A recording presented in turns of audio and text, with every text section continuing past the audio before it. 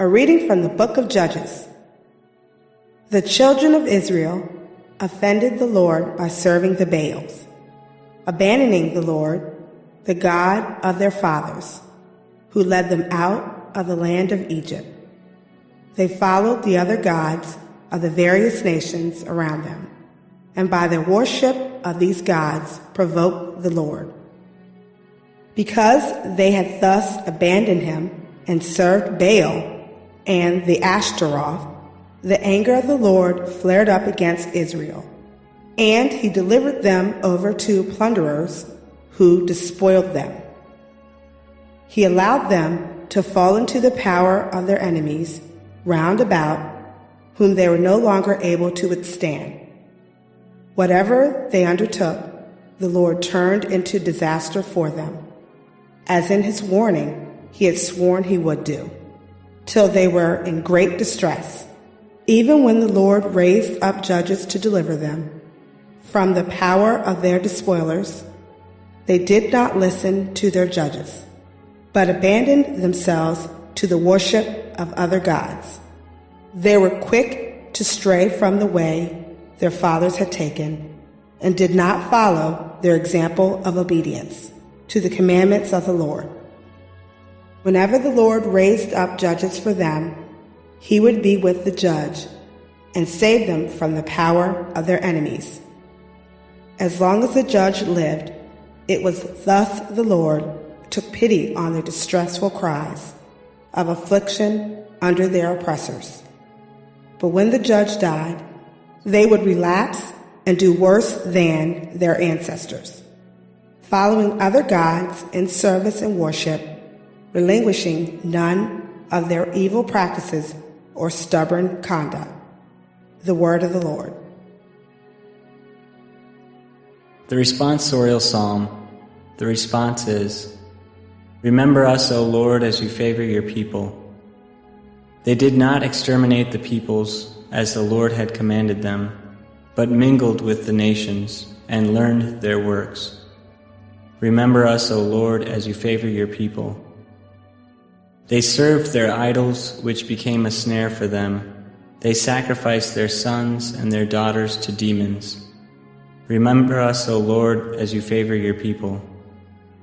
They became defiled by their works and wanton in their crimes, and the Lord grew angry with his people and abhorred his inheritance. Remember us, O Lord, as you favor your people. Many times did he rescue them, but they embittered him with their counsels. Yet he had regard for their affliction when he heard their cry. Remember us, O Lord, as you favor your people. A reading from the Holy Gospel according to Matthew. A young man approached Jesus and said, "Teacher, what must I do to gain eternal life?" He answered him, "Why do you ask me about the good? There's only one who is good. If you wish to enter life, keep the commandments." He asked him, "Which ones?" Jesus replied, "You shall not kill. You shall not commit adultery. You shall not steal. You shall not bear false witness. Honor your father and mother. And you shall love your neighbor as yourself." The young man said to him, "All of these I have observed. What do I still lack?" Jesus said to him, "If you wish to be perfect, go, sell what you have and give to the poor, and you will then have treasures in heaven. Then come follow me." When the young man heard this statement, he went away sad, for he had many possessions.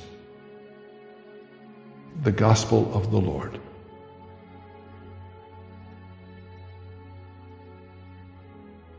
The first reading comes from the book of Judges, chapter 2, verses 11 to 19.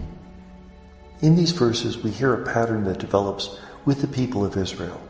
Now, we have to realize that there are two books that talk about how the Jewish people conquer the Holy Land. In Joshua, they come in, they destroy the city of Jericho, they wipe out the pagan population. In Judges, the Jewish people enter in the middle of the night, They dwell in hillside fortresses, and they're barely eking out a living. Judges is probably much closer to what actually happened than the book of Joshua. Joshua was a book that was edited by the Deuteronomist authors, and they tended to tell history the way they thought it should have happened, rather than how it actually happened, while Judges tells us exactly what happened. And there's a pattern here that the Jewish people turn away from the Lord. They worship the gods of the Canaanite people, Baal and Ashtaroth. Now there's some logic to that because these people seem to be more powerful than the Jewish people, and furthermore, Yahweh was a god of the desert, Baal a god of fertility, a god of agriculture. So now that they've entered a land where they have to grow crops, it would almost make sense that they would choose to hedge their bets and also worship Baal. But that takes them away from the ways of the Lord, and so God allows the people to be punished to bring them back. Now this is not a vindictive punishment that God is getting even with his people, but much more the idea that God is calling them back to fidelity. And if he has to rub their noses in it a bit, he'll do that for their sake. When the people call out to God again, he sends them a judge. Now judges had juridical authority, executive authority, military authority, and even prophetic. We see that in one or another of all the judges. And they lead Israel during this time of crisis. But when they die, they are not succeeded by their sons. Rather, God calls these judges charismatically whenever they're needed. And as soon as the judge passes from the scene, the Israelites return to their infidelity. The Gospel is from Matthew 19, 16 to 22. A young man approaches Jesus and says, "What good must I do to have eternal life?" And Jesus' response, first of all, is very similar to the rabbis. "Why do you ask me about what's good? There's only one who's good, God. Follow the commandments." The boy says, "I did this." And Jesus responds, "If you want to be perfect, sell everything you have, give it to the poor, and follow me." So notice Jesus is calling this young man to take a risk. And faith always calls us to take a risk, to trust when trust doesn't seem possible, to reach out and heal situations that seem irredeemable. Jesus calls us to go beyond what is comfortable to what is prophetic. The man, however, can't follow Jesus because he has many possessions. He is imprisoned by his possessions.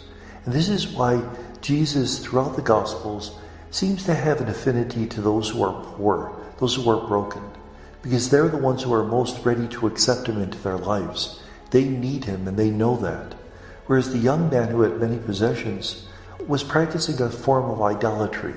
Those possessions became the center of his life, instead of God and God's call. And may God bless us.